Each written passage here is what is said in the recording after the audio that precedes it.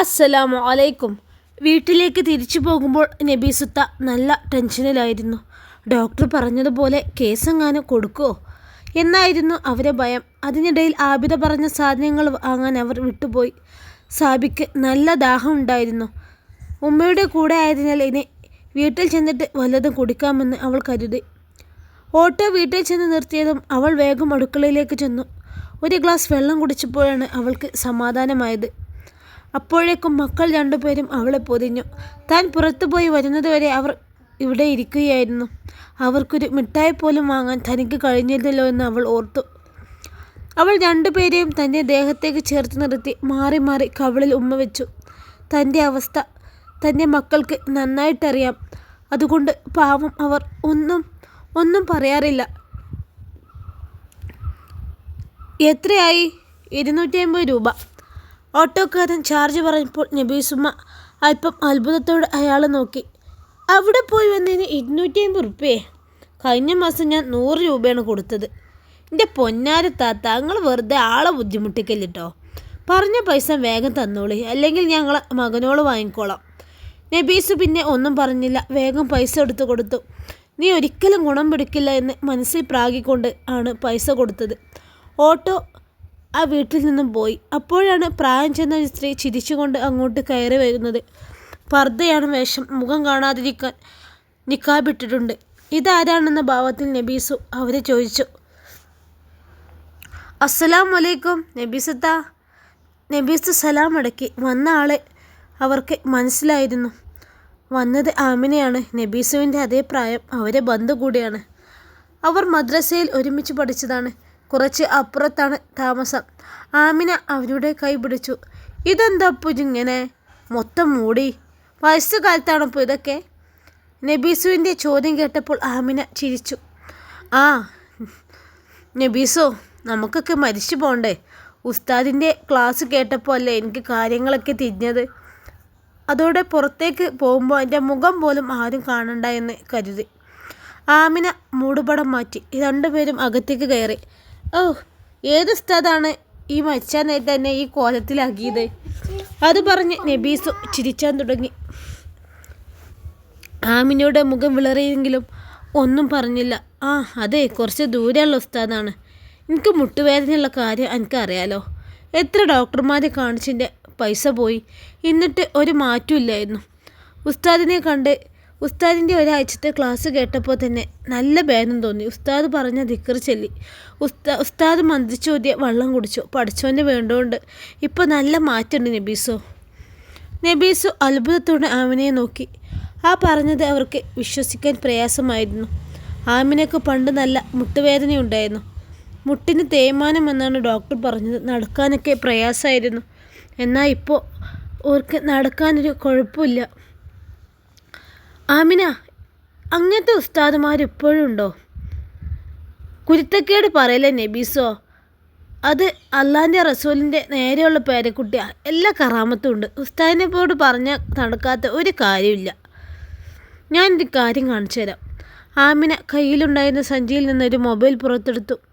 അവർ അതിൽ തോണ്ടുന്നത് നബീസു അത്ഭുതത്തോടെ നോക്കി നിന്നു. എനിക്ക് എന്നപ്പോൾ പുതിയ മൊബൈലൊക്കെ കിട്ടിയത്? ആ അതെ, ഉസ്താദിൻ്റെ ക്ലാസ് കേൾക്കാൻ വേണ്ടി വാങ്ങിയതാ. ഇന്ന് സുബീക്കും ഇഷാ മഗ്‌രിബിൻ്റെ ഇടയിലും സ്വലാത്ത് മജ്‌ലിസ് ഉണ്ടാവും. ഉസ്താദിൻ്റെ പ്രസംഗം കാണും. നേര് പറയാലോ, ഇപ്പോഴാണ് നബീസു എൻ്റെ ജീവിതത്തിനൊരു അടുക്കും ചുറ്റുമൊക്കെ വന്നത്. ഉസ്താദിൻ്റെ ക്ലാസ് കേട്ട് ഞാനിപ്പോൾ ഒരു ചെറിയ ബീവിയൊക്കെ ആയിട്ടുണ്ട്. ഈ ഭാഗത്ത് കാര്യങ്ങളൊക്കെ നോക്കുന്നത് ഞാനാണ്. അഭിമാനത്തോടെ ആമിന പ്രസ്താവിച്ചു. നബീസു അത്ഭുതത്തോടെയാണ് അത് കേട്ടു നിന്നത്. ആമിന ഒരു വീഡിയോ പ്ലേ ചെയ്തു. നബീസ് അത് കണ്ടു. തലയിൽ തൊപ്പി വെച്ചൊരു ഉസ്താദായിരുന്നു. അയാളുടെ താടി രോമങ്ങൾക്കെല്ലാം മൈലാഞ്ചി ഇട്ടതുപോലെ ചുവപ്പ് നിറമായിരുന്നു. അങ്ങനെ ആമിന നബീസു ആ മജ്‌ലിസിലെ വീഡിയോകൾ ഓണാക്കി കൊടുത്തു. പിന്നെ നബീസോ, പിന്നെ ഉസ്താദ് പറഞ്ഞ ദിക്റൊക്കെ ചൊല്ലി ഇതാക്കിയാലേ ഉസ്താദ് പറഞ്ഞ എല്ലാ കാര്യം നടക്കും. പിന്നെ ഇന്നാൾ ഒരു താത്താൻ്റെ മാല കാണാതെ പോയിട്ട് ഉസ്താദിനോട് പറഞ്ഞ് ഉസ്താദ് പറഞ്ഞ ദിക്റൊക്കെ ചൊല്ലി പറഞ്ഞപ്പോൾ പിന്നെ വീടിൻ്റെ ഔത്തുണ്ട് മാല. ആരോ അടുത്ത ആളിനെ കൊടുന്നിട്ടാണല്ലോ. അത്രക്കും ഫലമാണ്. വേണമെങ്കിൽ ഈ ഒന്നും കേട്ടോ, ആമിന നബീസിനോട് പറഞ്ഞു. അവരും അത്ഭുതത്തോടെ ഇരിക്കുകയായിരുന്നു. എനിക്ക് എൻ്റെ കൂടെ പോരാൻ താല്പര്യമുണ്ടെങ്കിൽ വാ, അന്നെ ഞാൻ കൊണ്ടുപോയിക്കോളാം. അതിനിപ്പോൾ ഞാൻ എന്താ ചെയ്യേണ്ടത്? ഒന്നും വേണ്ട, അടുത്ത വെള്ളിയാഴ്ച രാവിലെ നമുക്ക് ഉസ്താദിൻ്റെ മജ്‌ലിസിലേക്ക് പോവാം. ഒക്കെ നേരിട്ട് കണ്ട് വിശ്വസിച്ചാൽ മതി. എനിക്ക് എന്ത് പ്രശ്നം ഉണ്ടെങ്കിലും ആ ഉസ്താദ് മാറ്റിത്തരും. അതൊക്കെ വിശ്വാസമായാൽ മാത്രം മതി, പൈസ കൊടുക്കലൊക്കെ. നബീസു താല്പര്യത്തോടെ തലയാട്ടി. ആമിന, അപ്പം എൻ്റെ മരോളെ പള്ളിയിലുള്ള കുട്ടി ആണാണോ പെണ്ണാണോ എന്ന് ഉസ്താദ് പറഞ്ഞു തരുമോ? അതൊക്കെ പറഞ്ഞു തരും നബീസോ. നേരിട്ട് പറഞ്ഞു തരൂല, അങ്ങനെ പറഞ്ഞു തരാൻ പാടില്ല എന്ന് ഉസ്താദ് പറയാം. പക്ഷേ അതിനുള്ള സൂചനകളൊക്കെ പറഞ്ഞുതരും. ഏത് പൊട്ടന്മാർക്ക് മനസ്സിലാവും അത് കേൾക്കുമ്പോൾ തന്നെ. പെൺകുട്ടിയാണെങ്കിൽ ഉസ്താദിനെ ആ കുട്ടി ആൺകുട്ടിയാക്കി മാറ്റിത്തരും. അങ്ങനെയുള്ള അനുഭവങ്ങളൊക്കെ ഉണ്ട് നബീസോ. കുട്ടികളില്ലാത്തവർക്ക് കുട്ടികളുണ്ടാക്കി കൊടുക്കും, കച്ചവടത്തിൽ ബർക്കത്തുണ്ടാക്കി കൊടുക്കും. ഉസ്താദിൻ്റെ അടുത്ത് ഇല്ലാത്തത് ആരുമില്ല, ഒന്നുമില്ല. നബീസുവിൻ്റെ മുഖം വിടർന്നു. അപ്പോഴാണ് സാബി 2 ഗ്ലാസ് ചായയുമായി അങ്ങോട്ട് വന്നത്. അവൾ അത് 2 പേർക്കും കൊണ്ടുകൊടുത്തു. പോയി കടി എന്തെങ്കിലും എടുത്തു വാ സാബി. നബീസ് പറഞ്ഞത് കേട്ടും സാബി തലയാട്ടി. അവൾ അകത്തേക്ക് പോയപ്പോൾ ആമിനയുടെ നോട്ടം അവളുടെ വയറിലായിരുന്നു.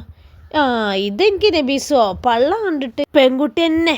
അത് കേട്ടതും നബീസുവിൻ്റെ മുഖം കറുത്തു. ഇജിങ്ങനെ മുഖം കറുപ്പിക്കുന്നു വേണ്ട നബീസു, എല്ലാത്തിനും മാർഗണ്ടേ. ഉസ്താദിൻ്റെ അടുത്തേക്കൊന്ന് വാ, എല്ലാ ഉസ്താദിനോട് പറഞ്ഞാൽ മതി. വേണമെങ്കിൽ ആ വയറ്റിലുള്ള കുട്ടീനെ ഇരട്ടകൾ വരെ ആ ഉസ്താദ് ആക്കിത്തരും. എൻ്റെ മക്കളെപ്പോലെ മിടുക്കന്മാരായ 2 ആൺകുട്ടികൾ എനിക്ക് വേണം. അങ്ങനെയൊക്കെ ആയാലും എനിക്ക് പുളിക്കോ? നബീസുവിന് സന്തോഷമായി. എന്നാൽ പിന്നെ ഇജ് പോയി ഒരു 1000 ഉറുപ്പിക എടുത്തുണ്ടോ? ഞാനിപ്പോൾ തന്നെ അടുത്ത മജ്‌ലിസിലേക്കുള്ള സീറ്റ് ബുക്കാക്കാം. വൈകിയാൽ ആൾ ഫുള്ളാവും കേട്ടോ. 2 മിനിറ്റ് എനിക്ക് ഉസ്താദിനോട് നേരിട്ട് എല്ലാം പറയാനുള്ള സമയം തരും. അതോടെ എൻ്റെ എല്ലാ പ്രശ്നങ്ങളും തീരും നബീസോ. നബീസു അകത്ത് പോയി പേഴ്സ് എടുത്ത് കൊണ്ടുവന്നു. അതിൽ നിന്ന് 1000 രൂപ എടുത്തു. ഇതോടെ എല്ലാം ശരിയാവുമെന്ന് അവർ കണക്ക് കൂട്ടി. എൻ്റെ ഫോൺ എവിടെ? 1000 രൂപ വേഗം ബാഗിനുള്ളിലേക്ക് വെച്ച് ആമിന ചോദിച്ചു. നബീസു വേഗം ഫോൺ എടുത്തു കൊടുത്തു. ആമിന ആ ഫോൺ വാങ്ങി. എന്നിട്ട് നെറ്റ് ഓൺ ചെയ്ത് യൂട്യൂബ് തുറന്നു. ആ ഉസ്താദിൻ്റെ യൂട്യൂബ് ചാനൽ തുറന്നു കൊടുത്തു. ഇതാണ് ഉസ്താദിൻ്റെ യൂട്യൂബ് ചാനൽ.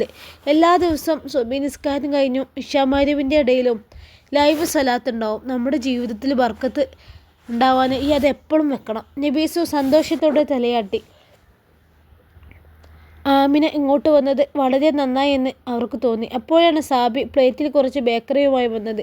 നബീസു അത് വാങ്ങി ആമിനയുടെ മുമ്പിലേക്ക് വെച്ചു. എന്താ എൻ്റെ മുഖത്തൊക്കെ ഒരു വാട്ടം? ആമിനയുടെ ചോദ്യം കേട്ട് അവൾ ഒന്നുമില്ല എന്ന അർത്ഥത്തിൽ തലയാട്ടി. പിന്നെ രക്ഷപ്പെടാൻ വന്ന പോലെ അവൾ വേഗം അകത്തേക്ക് നടന്നു.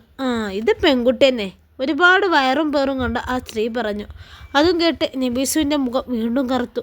ഇങ്ങനെ ബേജാറാകല്ലേ, എല്ലാത്തിനും പഠിച്ചൊരു വഴി ഉണ്ടാക്കും. എന്തായാലും ഇപ്പോൾ എത്തേണ്ട സ്ഥലത്ത് എത്തിയിട്ട് അല്ലോ. ഞാനേ അങ്ങോട്ട് പോവാനുള്ള വണ്ടി ഒന്ന് ബുക്ക് ചെയ്യട്ടെ. നബീസു അവരുടെ ഫോണിൽ നിന്ന് ആ നമ്പറിലേക്ക് വിളിച്ചു. കോൾ എടുത്തതും അവർ സംസാരിക്കാൻ തുടങ്ങി. വെള്ളിയാഴ്ച രാവിലെ മജ്‌ലിസിലേക്ക് ബുക്കിംഗ് ഫുള്ളായോ? അപ്പുറത്ത് നിന്ന് എന്താണ് പറഞ്ഞതെന്ന് നബീസ് കേട്ടില്ല. എങ്ങനെയെങ്കിലും ശരിയാക്കി തരണം കുട്ടിയെ, എനിക്ക് ഏറ്റവും വേണ്ടപ്പെട്ട ആളാണ്. ഞാൻ പൈസയും വാങ്ങി. അപ്പോൾ ബുക്കിംഗ് നമ്പർ ഒന്ന് വാട്സപ്പ് ചെയ്യട്ടോ.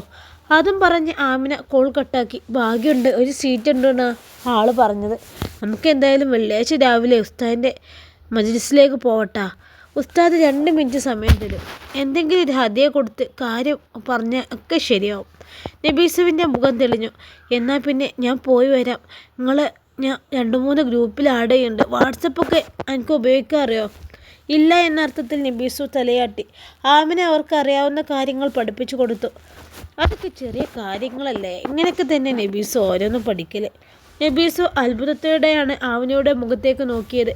അവൾക്ക് എന്തെല്ലാം അറിയാം എന്ന് അല്പം അസൂയയോടെ നബീസ് ഓർത്തു. ഇങ്ങനെ വീട്ടിനുള്ളിൽ അടങ്ങിയിരുന്ന ഇല്ലാത്ത അസുഖങ്ങളുണ്ടാവില്ല. എൻ്റെ കൂടെ എല്ലായിടത്തേക്കും വാ, അപ്പോൾ ഒക്കെ ശരിയാവും. നബീസു തലയാട്ടി. യാത്ര പറഞ്ഞ് ആമിന പോയിട്ടും അവരുടെ അത്തറിൻ്റെ സുഗന്ധം അവിടെ തങ്ങി നിൽക്കുന്നത് പോലെ നബീസുവിന് തോന്നി. അവർ ഉത്സാഹത്തോടെ അകത്തേക്ക് പോയി. ആബിദ അവളുടെ വീട്ടിലേക്ക് വിരുന്നു വന്നു. മക്കളെയും കൊണ്ട് ഓട്ടോ നബീസുവിൻ്റെ മുന്നിൽ നിന്നു. അതിൽ നിന്ന് ആബിദയും മക്കളും ഇറങ്ങി. നബീസു പുറത്ത് തന്നെ മക്കളെയും പേരക്കുട്ടികളെ സ്വീകരിക്കാനായി കാത്തുനിന്നു.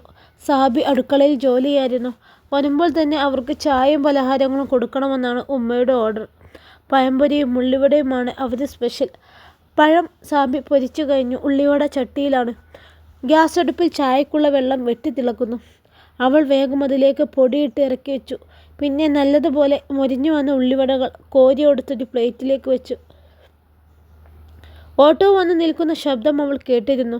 കുട്ടികൾ രണ്ടുപേരും ലൈലയുടെ അടുത്തേക്ക് പോയതാണ്. എന്തോ കാര്യത്തിന് വേണ്ടി അവൾ വിളിച്ചതാണ്. ലൈല ഇടയ്ക്കിടെ മക്കളെ വിളിക്കാറുണ്ട്. അവൾ സ്പെഷ്യലായിട്ട് എന്തെങ്കിലും ഉണ്ടാക്കുമ്പോൾ നബീസ് കാണാതെ സാബിയുടെ മക്കളെ വിളിക്കും. എന്നിട്ട് അവർക്ക് വയറ് നിറയെ കഴിക്കാൻ കൊടുക്കും.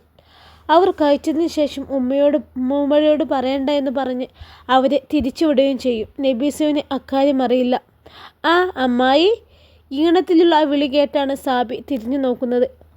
ആബിദയുടെ മൂത്ത മകൾ മിന്നുവായിരുന്നു അത്. അവൾക്ക് 12 വയസ്സുണ്ട്. തൊട്ടു പിന്നാലെ 10 വയസ്സുകാരനായ മിന്നോയും വന്നു. കുട്ടികളെവിടെ?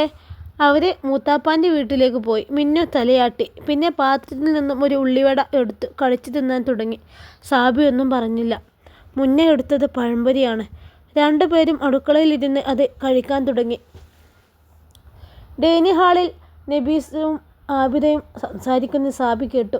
അല്പം കഴിഞ്ഞപ്പോൾ സാബി എന്നുള്ള വിളിയോടെ ആബിദ അങ്ങോട്ട് വന്നു. നിന്നെ എന്താണ് അങ്ങോട്ടൊന്നും കാണാത്തതെന്ന് കരുതി വന്നതാണ് സാബി. അവൾ പറഞ്ഞത് കേട്ട് സാബി സ്നേഹത്തോടെ ചിരിച്ചു. ആ ഇത്താ, ഞാൻ ഇതൊക്കെ ഉണ്ടാക്കുകയായിരുന്നു. ഇവിടെ നോക്കി നിന്നില്ലെങ്കിൽ കരിഞ്ഞു പോവും. ആബിദ ഒരു ഉള്ളിവട എടുത്ത് കടിച്ചു നോക്കി. അവളുടെ മുഖം തെളിഞ്ഞു. നീ ഇതിൽ എന്തൊക്കെയാണ് ഇടുന്നത്? ഞാൻ എത്ര ഉണ്ടാക്കിയാലും ഈ ഉണ്ടാക്കുന്ന പകുതി ടേസ്റ്റ് പോലും ഉണ്ടാവില്ല. ഇത്ത ഉണ്ടാക്കുന്നത് നല്ല ടേസ്റ്റാണല്ലോ. അന്നൊരിക്കൽ ഇത്ത ഉണ്ടാക്കിയ സമൂസ എന്തൊരു രുചിയായിരുന്നു. സമൂസയുടെ കാര്യമല്ല സാബി, ഞാൻ ഉള്ളിവടൻ്റെ പറഞ്ഞത്, സന്തോഷത്തോടെ അവൾ പറഞ്ഞു. ആ ഇത്ത ഇരിക്ക്, ചായ കുടിക്കുക. സാബി സ്നേഹത്തോടെ അവളെ കസേരയിലിരുത്തി. എന്നിട്ട് ചായ ഒരു ഗ്ലാസ്സിലേക്ക് പകർന്നു. കുട്ടികൾക്കും നല്ലതുപോലെ ആറ്റി ചൂട് കുറച്ചു. അടുക്കളയിലെ ചെറിയ ടേബിളിൽ അവൾ എല്ലാ സാധനങ്ങളും നിരത്തി വെച്ചു. അപ്പോഴേക്കും നബീസ് അങ്ങോട്ട് വന്നു. ആ നിങ്ങളെല്ലാവരും കൊള്ളാലോ. അവിടെ ഉപ്പപ്പയില്ല മക്കളെ, ഒന്ന് സലാം പറഞ്ഞു വാ. താൻ ഭർത്താവിനെ നല്ലതുപോലെ നോക്കുന്നുണ്ടെന്ന് തെളിയിക്കാനായി ആര് വന്നാലും നബീസു നന്നായി അഭിനയിക്കും. അത് മക്കളായാലും നാട്ടുകാരായാലും നബീസുവിൻ്റെ അഭിനയം കണ്ട എല്ലാവരും വിശ്വസിക്കുകയും ചെയ്യും. അല്ലെങ്കിൽ വേണ്ട, ചായ ഏതായാലും റെഡി ആയില്ലേ, ഇനി ഒക്കെ കുടിച്ചിട്ട് പോയാൽ മതി. നബീസു അവരുടെ അടുത്തേക്ക് കസേര വലിച്ചിട്ടിരുന്നു. എന്നിട്ട് പലഹാരങ്ങൾ എടുത്ത് കഴിക്കാൻ തുടങ്ങി. പലഹാരപാത്രങ്ങൾ കാലിയാവുന്നതിനനുസരിച്ച് സാബി അത് നിറച്ചുകൊണ്ടിരുന്നു. ഉണ്ടാക്കിയത് മുഴുവൻ തീരാനായപ്പോൾ ആണ് അവർ 4 പേരും കഴിക്കുന്നത് നിർത്തിയത്. ഉമ്മ, എയർപോർട്ടിലേക്ക് പോകണ്ടേ? ഇടയ്ക്ക് ആബിദ ചോദിക്കുന്നത് കേൾക്കുമ്പോൾ സാബി അറിയാതെ എങ്ങോട്ട് നോക്കി. ആരാണ് വരുന്നത് എന്നായിരുന്നു ആ നോട്ടത്തിൻ്റെ അർത്ഥം. അതിൻ്റെ ഒന്നും ആവശ്യമില്ല എന്നാണ് പറഞ്ഞത്. വിമാനം ഇറങ്ങിയാലേ ഓനെ അവിടുത്തെ വണ്ടി വിളിച്ച് ഇങ്ങോട്ട് വരാമെന്നാണ് മോളെ പറഞ്ഞത്. ഞാൻ പറഞ്ഞ സാധനങ്ങളൊക്കെ വാങ്ങിയിട്ടുണ്ടാവും അല്ലേ? എല്ലാം വാങ്ങിയെന്നാണ് ഇന്നലെ വിളിച്ചപ്പോൾ പറഞ്ഞത്. അടുത്ത ആഴ്ച വരും എന്നാണല്ലോ പറഞ്ഞത്. പെട്ടെന്ന് ലീവ് കിട്ടിയപ്പോൾ ആ ടിക്കറ്റ് ക്യാൻസൽ ചെയ്ത് നേരത്തെ എടുത്തു. ആ അതെന്തായാലും നന്നായി. ഏതായാലും വരില്ലേ, 2 ദിവസം നേരത്തെ വന്നാൽ അത്രക്കും നല്ലത്. ആരാണ് വരുന്നത് എന്ന് അപ്പോഴും സാബിക്ക് മനസ്സിലായിരുന്നില്ല. ഇത്ത, നിങ്ങൾ ഇക്ക വരുന്നുണ്ടോ? അതല്ല സാബി, ഇക്ക വരുന്നുണ്ട് അറിഞ്ഞിട്ടോ എന്താ എൻ്റെ മുഖത്തൊരു സന്തോഷമില്ലാത്ത? ആബിദ പെട്ടെന്ന് ചോദിച്ചു. പക്ഷേ സാബിക്ക് അത് മനസ്സിലായില്ല. അവൾ അമ്പരപ്പോടെ ചുറ്റും നോക്കി. അതിന് അവൾ അറിഞ്ഞിട്ടുണ്ടാവില്ല, ജമാൽ പറയണ്ടേ? ഉമ്മ പറഞ്ഞത് കേട്ട് അവളുടെ കണ്ണുകൾ നിറഞ്ഞു. അല്ലാ, എൻ്റെ ഇക്ക നാളെ വരുന്നോ? ഞാൻ അറിഞ്ഞില്ലല്ലോ. നിറഞ്ഞ കണ്ണുകൾ മറ്റുള്ളവർ കാണാതിരിക്കാൻ അവൾ പെട്ടെന്ന് തിരിഞ്ഞു നിന്നു. ആ സർപ്രൈസ് ആയിരിക്കും. ആബിദയുടെ സ്വരത്തിൽ പരിഹാസമുണ്ടോ എന്ന് സാബിക്ക് തോന്നി. ഉമ്മയുടെ അതേ സ്വഭാവം തന്നെയാണ് അവൾ. എല്ലാം വെട്ടിത്തുറന്ന് പറയുന്ന കൂട്ടത്തിലാണ് ആബിദ. പക്ഷെ അങ്ങനെയല്ല. നല്ലതുപോലെ സ്നേഹം നടിക്കാനും ആവശ്യമുള്ള സമയത്ത് ചവിട്ടി താഴ്ത്താനും അവൾക്ക് നന്നായിട്ടറിയാം.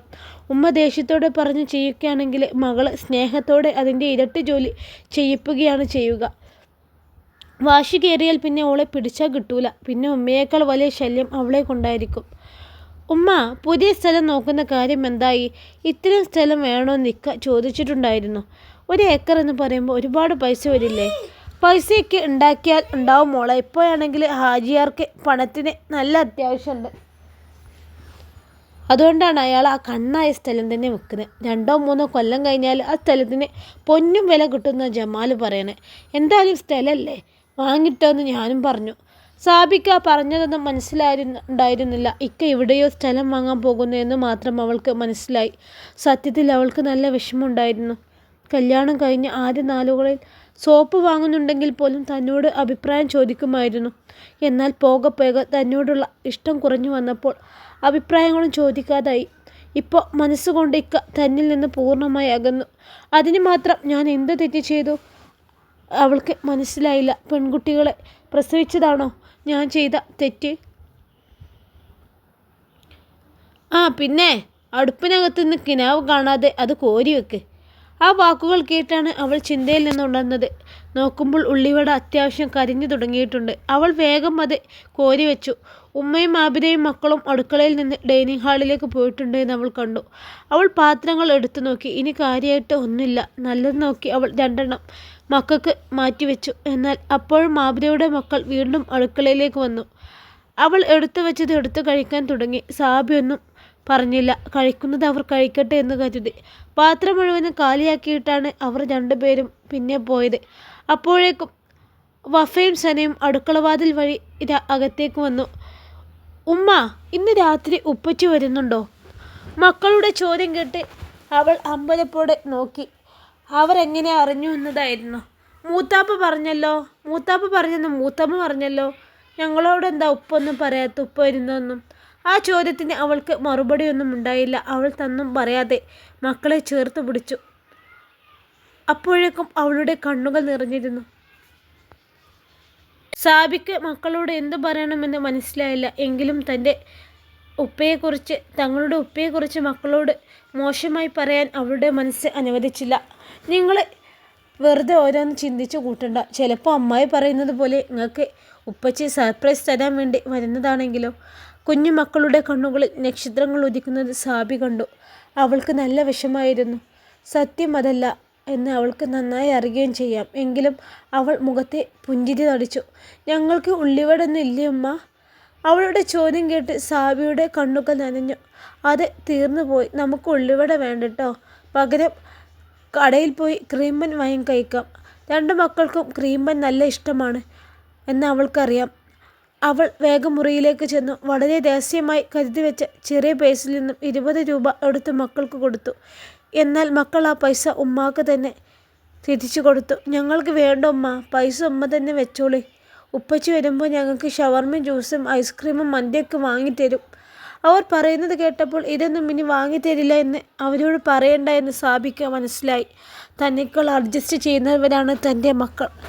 ആദ്യം വിഷമമൊക്കെ തോന്നിയാലും അവർ പെട്ടെന്നത് മറക്കാറുണ്ട്. ഞങ്ങളെ മൂത്തമ്മൻ്റെ അടുത്ത് പോയി വരട്ടോ. സാബി അവർക്ക് സമ്മതം കൊടുത്തു. അവർ വേഗം ലൈലയുടെ വീട്ടിലേക്ക് തന്നെ നടന്നു. ലൈല അടുക്കളയുടെ പുറത്ത് നിൽക്കുന്നത് അവർ കണ്ടു. അവരെ കണ്ടപ്പോൾ അവർ പുഞ്ചിരിച്ചു. വീട്ടിലെ വിരുന്നുകാരൊക്കെ വന്നപ്പോൾ നിങ്ങളിങ്ങനെ ചുറ്റി നടക്കുകയാണോ? മൂത്തമ്മയുടെ ചോദ്യത്തിന് 2 പേരും മറുപടിയൊന്നും പറഞ്ഞില്ല. അവരുടെ മുഖഭാവം കണ്ടപ്പോൾ എന്തോ കുഴപ്പമുണ്ടെന്ന് ലൈലക്ക് തോന്നി. അല്ല, എന്താ കാര്യം? ലൈല സ്നേഹത്തോടെ അന്വേഷിച്ചു. അവർ അവിടെ നടന്ന കാര്യങ്ങളൊക്കെ പറഞ്ഞു. അത്ര ഉള്ളിവടയും പഴംപൊരിയും ഉണ്ടാക്കിയിട്ട് ഒരെണ്ണം പോലും അവർക്ക് കൊടുത്തില്ല എന്ന് കേട്ടതും ലൈലയ്ക്ക് വിഷമം തോന്നി. പകരം അവരെ 2 പേരെയും അകത്തേക്ക് കൊണ്ടുപോയി അവർ ഹോർലിക്സ് ഉണ്ടാക്കി കൊടുത്തു. കഴിക്കാൻ നല്ല കറുത്ത ഹലുവയും. ആ ഹലുവ ലൈലയുടെ അനിയത്തിയും ഭർത്താവും വന്നപ്പോൾ കൊണ്ടുവന്നതാണ്. അതവർ സൂക്ഷിച്ചു വെച്ചിരുന്നു. സനയും വഫയും ആസ്വദിച്ച് ഹോർലിക്സ് കുടിക്കുന്നത് കണ്ടപ്പോൾ ലൈലയുടെ കണ്ണുകൾ നിറഞ്ഞു. പാവം കുട്ടികൾ. തൻ്റെ മക്കൾക്ക് ഹോർലിക്സ് കൊടുത്താലൊന്നും അവൾക്കൊരു വില ഉണ്ടാവില്ല. എന്നാൽ സാബിയുടെ മക്കൾ അങ്ങനെയല്ല. താൻ നിർബന്ധിച്ചാൽ മാത്രമേ അവർ കഴിക്കൂ. എന്ത് കഴിച്ചാലും അല്പം പോലും അവർ കളയാറില്ല.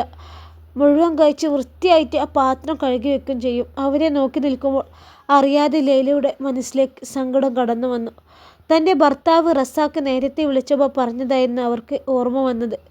സലീമും റസാഖും ജമാലും എല്ലാം ഒരു നഗരത്തിൽ തന്നെയാണ് ജോലി ചെയ്യുന്നത്. ഒരു ഫ്ലാറ്റിൽ തന്നെയാണ് 3 പേരും താമസിക്കുന്നത്. ജമാൽ ഉമ്മയുടെ വാക്ക് കേട്ട് സാബിയെ ഒഴിവാക്കാൻ പോവുകയാണെന്ന വാർത്ത റസാഖ് ഇന്നലെ പറഞ്ഞിരുന്നു. അത് കേട്ടപ്പോൾ മുതൽ ലൈലയ്ക്ക് വല്ലാത്ത വിഷമമാണ്. റസാഖ് അവളെ കല്യാണം കഴിച്ച് കൊണ്ടുവരുമ്പോൾ അവൾക്ക് 18 വയസ്സ് മാത്രമായിരുന്നു പ്രായം. അന്ന് ജമാൽ 10ാം ക്ലാസ്സിൽ പഠിക്കുകയാണ്. തൻ്റെ അനിയനെപ്പോലെ തന്നെയാണ് ലൈല അവനെ കണ്ടത്. വിവരം അറിഞ്ഞപ്പോൾ ലൈല അവനെ വാട്സാപ്പിൽ മെസ്സേജ് ചെയ്തിരുന്നു. എന്നാൽ അവൻ ഇതുവരെ അത് നോക്കിയിട്ട് പോലുമില്ല. ഉമ്മാക്ക് ഇത് എന്തിൻ്റെ കേടാണ് എന്ന് അവൾ ഓർത്തു. ഉമ്മ കുടുംബം കലക്കുകയാണ്. ഉമ്മയുടെ സ്വഭാവം അറിയാമെങ്കിലും ജമാലും അതിന് കൂട്ടുനിൽക്കുകയാണ്. അതിൻ്റെ അർത്ഥം അവന് സാബിയോടും മക്കളോടും വലിയ താല്പര്യം ഒന്നുമില്ല എന്നത് തന്നെയാണ്. ജമാൽ സാബിയെ ഒഴിവാക്കിയാൽ അവൾ എങ്ങോട്ട് പോവും എന്നതായിരുന്നു ലൈലയുടെ ആശങ്ക. അവൾക്ക് പോവാൻ ഒരു വീടില്ല, ബന്ധുക്കളില്ല. പറക്കുമുറ്റാത്ത കുട്ടികളെയും കൊണ്ട് ഗർഭിണിയായി അവൾ എങ്ങോട്ട് പോകും എന്നോർത്ത് ലൈലയ്ക്ക് മനസ്സിലാദ്യ കയറി. തൻ്റെ മൂത്തച്ഛി സെലീനയോട് അവൾ ഇക്കാര്യം സംസാരിച്ചിരുന്നു. എന്നാൽ സെലീനയ്ക്കും എന്ത് ചെയ്യണമെന്നറിയില്ല. സലീം പറയുന്നതിനപ്പുറത്ത് സെലീനയ്ക്കൊരു അഭിപ്രായമില്ല. ഇനി വേണോ മക്കളെ? മക്കൾ താൻ കൊടുത്തത് മുഴുവനും കഴിച്ചു എന്ന് കണ്ടപ്പോൾ അവൾ ചോദിച്ചു. വേണ്ട എന്നവർ തലയാട്ടി. അവരെ തടഞ്ഞെങ്കിലും അത് കേൾക്കാതെ അവർ പാത്രം കഴുകി വെച്ചു. അപ്പോഴേക്കും തറവാട്ടിൽ നിന്ന് ആബിദയുടെ വിളി കേട്ടു. അതോടെ 2 പേരും പേടിച്ച് പെട്ടെന്ന് തന്നെ അങ്ങോട്ട് ഓടിപ്പോവുകയും ചെയ്തു. അപ്പോൾ അത്തായം വീട്ടിൽ നിന്നും കഴിക്കാമല്ലേ? ആ ചോദ്യം കേട്ട് ജമാൽ തിരിഞ്ഞു നോക്കി. സുലൈമാൻ ഇക്കയാണ്. ജമാൽ ഗൾഫിലേക്ക് വന്ന ദിവസം മുതൽ എന്നും കാണുന്നതാണ് സുലൈമാൻ്റെ മുഖം. തൻ്റെ ജ്യേഷ്ഠന്മാരുടെ സുഹൃത്താണ് അയാൾ. അതുവഴി ജമാലിൻ്റെയും സുഹൃത്തായി. എല്ലാവർക്കും അയാൾ സുലൈമാൻ കാക്കിയാണ്. 50 വയസ്സോളം പ്രായമുണ്ട്. അതെ ഇക്ക, എല്ലാം പഠിച്ചവൻ്റെ അനുഗ്രഹം. അടുത്ത ആഴ്ച ആയിരുന്നല്ലോ ഞാൻ ടിക്കറ്റ് ബുക്ക് ചെയ്തത്. കമ്പനിയിൽ നിന്ന് ഇന്ന് ലീവ് കിട്ടി. ഇന്ന് വേണമെങ്കിൽ പോവാമെന്ന് പറഞ്ഞു. ടിക്കറ്റ് അന്വേഷിച്ചപ്പോൾ റേറ്റ് കുറവാണ്. പെട്ടെന്ന് തന്നെ ബുക്ക് ചെയ്ത ടിക്കറ്റ് ക്യാൻസലാക്കി ഇന്ന് രാത്രി ടിക്കറ്റ് ബുക്ക് ചെയ്തു. അതിപ്പോൾ വലിയ ലാഭമായി. സന്തോഷത്തോടെ അയാൾ പറഞ്ഞപ്പോൾ സുലൈമാൻ ചിരിയോടെ തലയാട്ടി. അപ്പോൾ ഞാൻ പറഞ്ഞതൊന്നും മറക്കണ്ടിക്ക. ഇക്കയുടെ മരുമോനുള്ള വിസ അടുത്ത മാസം റെഡിയാവും കേട്ടോ. നല്ല കമ്പനിയാണ്. പിടിച്ചു നിൽക്കാൻ കഴിഞ്ഞാൽ നല്ല ശമ്പളം കിട്ടും. ഇനി എന്നോട് പറഞ്ഞിട്ട് ഒരു കാര്യം നടന്നില്ല എന്ന് വേണ്ട. താൻ പറയുന്നത് കേൾക്കുമ്പോൾ ഇക്കാക്ക് സന്തോഷമാവുമെന്നാണ് ജമാൽ ഓർത്തത്. എന്നാൽ സുലൈമാൻ്റെ മുഖത്ത് യാതൊരു സന്തോഷവും കാണാനുണ്ടായില്ല. ആ വെളുത്ത മുഖത്ത് സങ്കടം തിങ്ങി. എന്താണ് ഇക്ക പ്രശ്നം? 2-3 ദിവസമായി നിങ്ങൾ ആരെയും മുഖത്ത് വലിയ സന്തോഷമൊന്നുമില്ലല്ലോ. എന്താണ് കാര്യം? എന്താ പറയ്? സുലൈമാൻ പതിയെ ജമാലിൻ്റെ അടുത്തേക്ക് ചെന്നു. ഞാനൊരു കാര്യം പറഞ്ഞാൽ എനിക്ക് വിഷമമൊന്നും തോന്നരുത് കേട്ടോ. എന്താ ഇക്ക? ജമാൽ പതിയെ ചോദിച്ചു. സുലൈമാന് കാര്യമായി എന്തോ തന്നോട് പറയാനുണ്ടെന്ന് അയാൾക്ക് തോന്നി. തൻ്റെ ഇക്കാക്കമാരെ പോലെയല്ല സുലൈമാൻ. ആൾ വളരെ സൈലൻ്റാണ്. കുറച്ച് മാത്രമേ സംസാരിക്കൂ. ഒരു കാര്യത്തിനും ആരെയും ബുദ്ധിമുട്ടിക്കുന്നത് അയാൾക്കിഷ്ടമല്ല. അയാളുടെ മരുമകനൊരു വിസ വേണമെന്നത് തന്നെ മറ്റൊരാൾ പറഞ്ഞാണ് ജമാൽ അറിയുന്നത്. ഞാനിത് നിന്നോടെങ്ങനെ പറയുമെന്ന് കരുതിയിരിക്കാനും ജമാലെ. എൻ്റെ 2 ഇക്കാക്കമാർ ഈ കാര്യം പറയാൻ എന്നെയാണ് ഏൽപ്പിച്ചത്. ജമാലിന് അപ്പോഴും കാര്യമൊന്നും മനസ്സിലായില്ല. അയാൾ പതിയെ സുലൈമാൻ്റെ മുഖത്തേക്ക് നോക്കി. എന്താ ഇക്കാക്ക് ഇങ്ങനെ ഒന്ന് പറഞ്ഞൂടെ? എന്തിനാ മുഖവരൊക്കെ? എന്താ ഇങ്ങനെ പ്രശ്നം? സുലൈമാൻ പതിയെ തലയാട്ടി. നിൻ്റെ ഇക്കാക്കമാർ എന്നോടൊരു കാര്യം പറഞ്ഞു. അതിനെക്കുറിച്ച് സംസാരിക്കാൻ വേണ്ടിയാണ് ഞാൻ ഇപ്പോൾ ഇങ്ങോട്ട് വന്നത്. ജമാൽ പതിയെ മൂളി. എന്തിനെക്കുറിച്ച് ആണ് അയാൾ സംസാരിക്കാൻ വരുന്നത് എന്ന് ജമാലിന് നല്ലതുപോലെ അറിയായിരുന്നു. ഞാൻ അമിത സ്വാതന്ത്ര്യം എടുക്കുകയാണെന്ന് കരുതരുത് ജമാലെ. നിൻ്റെ ഇക്കാക്കമാർ പറഞ്ഞത് ശരിയാണെങ്കിൽ ഈ ചെയ്യാൻ പോകുന്നത് ഏറ്റവും വലിയ തെറ്റാണ്. പഠിച്ചവനെ ഏറ്റവും അധികം വെറുക്കുന്ന കാര്യമാണ് കിട്ടിയ പെണ്ണിനെ ഒഴിവാക്കുക എന്നുള്ളത്. ജമാൽ തല ഉയർത്തി അയാളെ നോക്കി. എന്തിനാണ് അവർ ഇതൊക്കെ ഇയാളോട് പറയാൻ പോയത് എന്നായി ജമാലിൻ്റെ സംശയം. എന്താണ് അവൾക്ക് കണ്ടൊരു കുഴപ്പം ജമാലെ? ഒരു എത്തിയും കുട്ടിയല്ലേ. ആ കാര്യം മറക്കരുത്. എന്തെങ്കിലും കാരണം ഉണ്ടെങ്കിൽ കുഴപ്പമില്ല. കഴിഞ്ഞ തവണ വന്നപ്പോൾ ഞാൻ അവളെ കണ്ടതാണല്ലോ. ഉമ്മാൻ്റെ നിർബന്ധത്തിന് വഴങ്ങി. ഇതൊക്കെ എന്തിനാ മോനെ ചെയ്യാൻ പോകുന്നത്? ഒന്നുകൂടി ആലോചിച്ചിട്ട് എനിക്ക് തീരുമാനം എടുത്താൽ പോരെ. പാവം പെണ്ണ്. ജമാൽ ഒന്നും മിണ്ടാതെ അയാളുടെ മുഖത്തേക്ക് തന്നെ നോക്കി നിന്നു. ഞാൻ പറയാനുള്ളതൊക്കെ പറഞ്ഞു. ഇനിയെല്ലാം എൻ്റെ ഇഷ്ടം. പെൺകുട്ടികൾ മാത്രം ഉണ്ടാവുന്നതാണ് എൻ്റെ കുഴപ്പമെങ്കിൽ അതൊക്കെ പഠിച്ചവൻ്റെ കയ്യിലല്ലേ ജമാലെ. പിന്നെ ഈ പെൺകുട്ടികളുണ്ടാവുന്നതും ആണുങ്ങൾ അതുകൊണ്ട് തന്നെ. അതൊന്നും എനിക്കറിയില്ലേ? അല്ലാതെ എൻ്റെ ഭാര്യൻ്റെ കുഴപ്പമല്ല പെൺകുട്ടികളുണ്ടായത്. സുലൈമാൻ ഇടറിക്കൊണ്ട് പറഞ്ഞു. പിന്നെ എനിക്ക് പറയാനുള്ളത് ഞാൻ പറഞ്ഞു. ഒരു ജീവിതമേ ഉള്ളൂ. മറ്റുള്ളവരെ വാക്ക് കേട്ടാൽ നശിപ്പിക്കരുതിട്ടോ. എനിക്ക് 2 പെൺകുട്ടികളാണ്. ആർക്കെങ്കിലും 2 പെൺകുട്ടികൾ ഉണ്ടാവുകയും ഒരു നല്ല രീതിയിൽ വളർത്തി വിവാഹം കഴിപ്പിച്ചേക്കാൽ സ്വർഗം ഉണ്ടെന്നല്ലേ നമ്മുടെ നബി പറഞ്ഞിട്ടല്ലേ ഉള്ളത്. അതൊന്നും എനിക്കറിയില്ലേ. പിന്നെ എൻ്റെ ഭാര്യ 3ാമതും ഗർഭിണിയാണ്, പ്രസവിക്കാനായി. വെറുതെ ആ പെണ്ണിൻ്റെ ശാപയെ വാങ്ങി വെക്കണ്ട. ജമാൽ മറുപടി പറയുന്നതിന് മുമ്പേ അയാൾ പുറത്തേക്ക് പോയി. ജമാൽ അങ്ങനെ തന്നെ നിന്നു. സത്യത്തിൽ അയാൾ ആലോചനയിലായിരുന്നു. അയാൾ ഓരോ കാര്യങ്ങളും ആലോചിച്ച് നോക്കി. ഗൾഫിൽ നിന്ന് കല്യാണം കഴിക്കണമെന്ന മോഹവുമായി നാട്ടിൽ പോയതും സാബിയെ കണ്ടതും അവൾ ഓർത്തു. മെലിഞ്ഞ ശരീരവും ഐശ്വര്യമുള്ള മുഖങ്ങളും തിളങ്ങുന്ന കണ്ണുകളുമാണ് അയാളെ ആകർഷിച്ചത്. ആരെയും കാത്തു നിൽക്കാതെ, ആരെയും ശ്രദ്ധിക്കാതെ ബസ് കാത്തു നിൽക്കുകയായിരുന്നു അവൾ. ആദ്യ കാഴ്ചയിൽ തന്നെ അവളെ അയാൾക്ക് ഇഷ്ടമായി. അവളെ കല്യാണം കഴിക്കണമെന്ന് വീട്ടിൽ പറഞ്ഞതും ഉമ്മ ശക്തിയായി എതിർത്തതും അയാൾ ഓർത്തു. എന്തിനെന്നറിയാതെ അയാളുടെ ഹൃദയം ശക്തിയായി മിടിച്ചു. അതേസമയം ഉമ്മ വിളിച്ചു പറഞ്ഞ കാര്യങ്ങൾ ഓർത്തതും വീണ്ടും അയാളുടെ മനസ്സിൽ ചാഞ്ചാട്ടം ഉണ്ടായി. എന്തായാലും ഇത്തവണ നാട്ടിൽ പോകുമ്പോൾ 2-ൽ 1 കാര്യം തീരുമാനിക്കണമെന്ന് അയാൾ മനസ്സിൽ ഉറപ്പിച്ചു. കാക്കു വരുമ്പോൾ ഞങ്ങൾ പറഞ്ഞ ഫുട്ബോൾ കൊണ്ടുവരും ഉമ്മ. മഗ്‌രിബ് നിസ്കരിച്ചിരിക്കുമ്പോഴാണ് ആബിദയുടെ മോൻ ചോദിക്കുന്നത്. സാബി കേട്ടു. പിന്നെ എനിക്ക് പന്ത് കൊണ്ടുവരാനല്ലേ ജമാൽ ഗൾഫിലേക്ക് പോയത്? എനിക്ക് എത്ര പന്ത് കൊണ്ടുവന്ന് തന്നിട്ടുണ്ട്. അതൊക്കെ എന്തേ? ഉമ്മയുടെ ചോദ്യം സാബി കേട്ടു. ഈ ഉമ്മമ്മക്കൊന്നും അറിയില്ല. പന്ത് കേട് വരൂല അമ്മമ്മ. അത് കഴിഞ്ഞ പ്രാവശ്യം കൊടുന്നതേ തോട്ടിൽ പോയി. ആബിദ പതിയെ ഉമ്മയെ തൻ്റെ മകനെയും നോക്കി. അവർ തമ്മിലുള്ള സംസാരം നോക്കി രസിക്കുകയായിരുന്നു അവൾ. ഉമ്മയെ പറഞ്ഞിട്ട് കാര്യമില്ല. അവന് എത്ര പന്തിട്ടിട്ടും കാര്യമില്ല. അവനോട് വീട്ടുമുറ്റത്ത് കളിക്കാനാണ് എപ്പോഴും പറയാറ്. എന്നാൽ അവൻ കമ്പനി കൂടി വീടിൻ്റെ അപ്പുറത്തുള്ള ഗ്രൗണ്ടിലേക്ക് കളിക്കാൻ പോകും. അവിടെ നല്ല ഒഴുക്കുള്ളൊരു തോടുണ്ട്. ആ തോട്ടിൽ വീണാൽ പിന്നെ പന്ത് കിട്ടൂല. അവരിങ്ങനെ ഓരോന്ന് സംസാരിച്ചു കൊണ്ടിരുന്നു. ഇത് കേട്ട് സാബിയോട് മക്കൾ ചോദിച്ചു. ഉപ്പച്ചി നമുക്ക് എന്തൊക്കെ കൊണ്ടുവരും ഉമ്മ? സനയുടെയും വഫയുടെയും പ്രതീക്ഷയോടുള്ള ചോദ്യം കേട്ട് സാബി ഒന്ന് മന്ദഹസിച്ചു. എന്തൊക്കെ കൊണ്ടുവരുമെന്ന് അവൾക്ക് യാതൊരു ഉറപ്പും ഉണ്ടായിരുന്നില്ല. ആദ്യമൊക്കെ വരുന്നതിന് 2 മാസം മുമ്പ് ജമാൽ സാബിയോട് എന്താണ് കൊണ്ടുവരേണ്ടതെന്ന് ചോദിക്കും. നല്ല നല്ല സാധനങ്ങളൊക്കെ കാണുമ്പോൾ വാങ്ങി റൂമിൽ കൊണ്ടുപോയി വെക്കും. അതിൻ്റെ ഫോട്ടോയും വീഡിയോസും ഒക്കെ സാബിക്ക് അയച്ചു കൊടുക്കുകയും ചെയ്യുമായിരുന്നു. അന്ന് തൻ്റെ ഇക്കാക്ക് തന്നോട് വലിയ ഇഷ്ടമായിരുന്നു എന്നവൾ ഓർത്തു. എന്നാൽ പിന്നീട് കാര്യങ്ങളൊക്കെ മാറി മറിഞ്ഞു. ഇഷ്ടം പോയി വരുന്നതിനനുസരിച്ച് വിളിയും കുറഞ്ഞു. ഇത്തവണ വരുന്നത് പോലും പറഞ്ഞില്ല. എടുത്തു ചോടി കല്യാണത്തിന് സമ്മതിക്കേണ്ടായിരുന്നു എന്ന് അവൾക്ക് തോന്നി. ഒരു പക്ഷേ തനിക്ക് നല്ലൊരു ജോലി ഉണ്ടായിരുന്നെങ്കിൽ ഇങ്ങനെ ഭർത്താവിനെ ആശ്രയിച്ച് ജീവിക്കേണ്ട അവസ്ഥയില്ലായിരുന്നു. ഇനി ഒന്നും ആലോചിച്ച് ടെൻഷൻ അടിച്ചിട്ട് കാര്യമില്ല അവൾക്ക് തോന്നി. എന്തു വന്നാലും നേരിടുക തന്നെ എന്ന് ഉറപ്പിച്ച് അവൾ പഠിച്ചവനോട് ദുആ ഇരിക്കാൻ തുടങ്ങി. തൻ്റെ ഭർത്താവിൻ്റെ മനസ്സിലെ വേണ്ടാത്ത ചിന്തകളൊക്കെ മായ്ച്ചു കളയണേ എന്നാണ് അവൾ ആദ്യം പ്രാർത്ഥിച്ചത്. പിന്നെ അവർ എല്ലാവരുടെയും ആരോഗ്യത്തിന് വേണ്ടിയും ദുആ ചെയ്തു.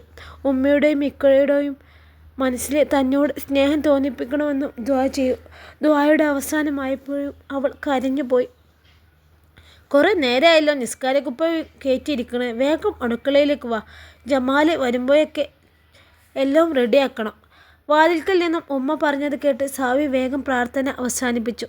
നിസ്കാരക്കുപ്പായം മൂരി പായയിലേക്ക് വെച്ചു. അവൾ അത് അലമാരിയുടെ മുകളിൽ വെച്ചു. പിന്നെ വേഗം അടുക്കളയിലേക്ക് പോയി. ഉണ്ടാക്കിക്കൂട് വേഗം, ഞാൻ നിസ്കരിച്ചു വരാം. സാബിയെ കണ്ടതും രക്ഷപ്പെട്ട ആശ്വാസത്തോടെ ആബിദ പറഞ്ഞു. അവൾ പതിയെ തലയാട്ടി. ഇനി അവളെ അടുക്കളയിലേക്ക് കണി കാണാൻ കിട്ടില്ല എന്ന് സാബിക്ക് നല്ലതുപോലെ അറിയാമായിരുന്നു. എങ്കിലും അവൾ ഒരു പരിഭവം പുറത്തേക്ക് കാണിച്ചില്ല. സ്വന്തം വീട്ടിലേക്ക് വരുമ്പോൾ പെണ്ണുങ്ങളെല്ലാം ഇങ്ങനെ തന്നെ ആകുമെന്ന് അവൾക്കറിയാം. എന്നാൽ അവൾക്ക് അങ്ങനെ ഒരു ഭാഗ്യമല്ല. ഭർത്താവിൻ്റെ വീടല്ലാതെ അവൾ എവിടെയും പോയി നിന്നിട്ടുമില്ല. ഉമ്മ ഉണ്ടായിരുന്നെങ്കിൽ സങ്കടം വരുമ്പോഴൊക്കെ ഉമ്മയുടെ അടുത്തേക്ക് പോകാമായിരുന്നെന്ന് അവൾ ഓർത്തു. തനിക്ക് ഉമ്മയോ ഉപ്പയോ സഹോദരങ്ങളോ ആരുമില്ല. സെലീനാത്താക്കും ലൈലത്താക്കുമൊക്കെ അവരെ വീട്ടിൽ പോകുന്ന ദിവസം വലിയ സന്തോഷമാണ്. അവർ മാത്രമേ ഉള്ളൂ. ഉമ്മയെക്കൊണ്ട് അവർക്ക് വലിയ ശല്യമില്ല. ആരും സ്വയം നിയന്ത്രിക്കാനോ വഴക്ക് പറയാനോ ഇല്ല. അവർക്ക് സ്വന്തം വീട്ടിലേക്ക് പോകുന്ന കാര്യം പറയുമ്പോൾ തന്നെ 100 നാവാണ്. അതെല്ലാം കേൾക്കുമ്പോൾ തനിക്ക് അങ്ങനെ ഒരു ഭാഗ്യമില്ലല്ലോ എന്ന് അവൾ ചിന്തിക്കാറുണ്ട്. പിന്നെ ആ ചിന്ത മാറ്റും. പഠിച്ചവൻ തനിക്ക് വിധിച്ചത് ചിലപ്പോൾ ഇങ്ങനെ ആയിരിക്കും. തൻ്റെ മക്കളെ കാര്യമാണ് ഏറെ കഷ്ടം. അവരെ ഉപ്പാക്ക് അവരെ വേണ്ട എന്ന കാര്യം അവർക്ക് ഇപ്പോഴും അറിയില്ല. അങ്ങനെയൊന്നും ചിന്തിക്കാനും മനസ്സിലാക്കാനും ഉള്ള പ്രായമൊന്നും അവർക്ക് ആയിട്ടില്ല. ഉമ്മാൻ്റെ വീട്ടിലേക്ക് പോകാനില്ലാത്ത കാര്യം പറഞ്ഞ് അവർ പലപ്പോഴും വിഷമിക്കാറുണ്ട്. മുൻപൊക്കെ 2-3 തവണ ആബിദയുടെ കൂടെ അവളെ വീട്ടിലേക്ക് പോയിരുന്നു. എന്നാൽ പിന്നെ അവർ ആര് വിളിച്ചാലും പോകൂല എന്ന് പറയും. ആർക്കും വേണ്ടാത്തവരെ എവിടെ ചെന്നാലും നിലയും വിലയും ഉണ്ടാവില്ല എന്ന് നന്നായിട്ടറിയാം. ഒരു ഡിഗ്രി എങ്കിലും ഉണ്ടായിരുന്നെങ്കിൽ എവിടെയെങ്കിലും ചെറിയ ജോലിക്കൊന്ന് എങ്കിലും പോകാമായിരുന്നു അവൾ ഓർക്കും. പക്ഷേ ജോലിക്ക് പോകാൻ ഉമ്മയും സമ്മതിക്കൂല. പെണ്ണുങ്ങൾ ജോലിക്ക് പോയി കുടുംബം നോക്കേണ്ട ഗതികേട് ഈ കുടുംബത്തിന് ഇല്ല എന്ന് പറയും. അവൾ ഓരോന്ന് ആലോചിച്ച് നിന്നു. ഈ ഇങ്ങനെ കിനാവ് കാണാതെ വേഗം പോയി ഇതൊക്കെ ഉണ്ടാക്കാൻ നോക്ക്. ജമാലിപ്പോൾ എയർപോർട്ടിൽ ഇറങ്ങിയിട്ടുണ്ടാവും. ഉമ്മയുടെ ശബ്ദം കേട്ട് അവൾ ചിന്തയിൽ നിന്ന് ഉണർന്നു. പിന്നെ മസാല പുരട്ടി വെച്ച ചിക്കൻ കഷ്ണങ്ങൾ തിളക്കുന്ന എണ്ണയിലേക്ക് ശ്രദ്ധയോടെ ഇട്ടുകൊടുത്തു. ഇൻഷാ അല്ലാഹ് ഈ കഥയുടെ ബാക്കി ഭാഗവുമായി നാളെ കാണാം. അസ്സലാമു അലൈക്കും.